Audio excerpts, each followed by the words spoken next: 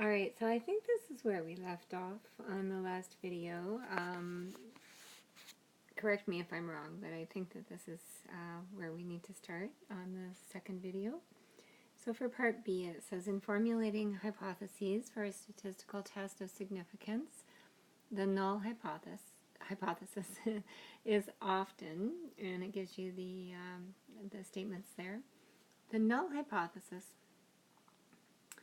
is that the data that you're looking at falls in the normal range, okay? Not in these critical regions, these tails of the curve.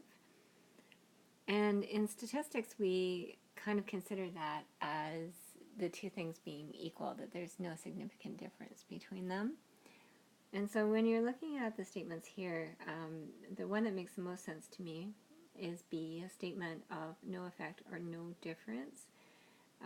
That's what it means when we are formulating the null hypothesis, because when we write the null, we're always writing that one of the means is equal to the other.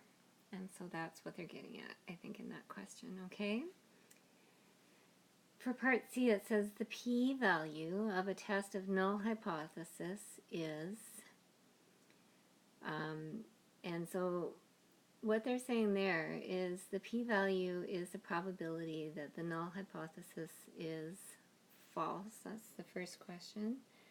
Probability assuming the null hypothesis is true. Okay, I see what they're getting at here. So again, if we go back to our normal curve, our p-value is our cutoff here, okay? And so the p-value, let's say it's 0.05. That's the amount of the data that you want to fall in your critical region, which means that 95% of the data has to fall in the normal region. And so if you have a p-value of 5%, that's the probability that the null hypothesis is false, because the null hypothesis is always true when it's in this part.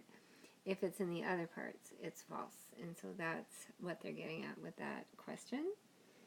So I am going to make you another video just to finish off the last question about the golf course, and then I think that covers all your questions, and if not, please email me back.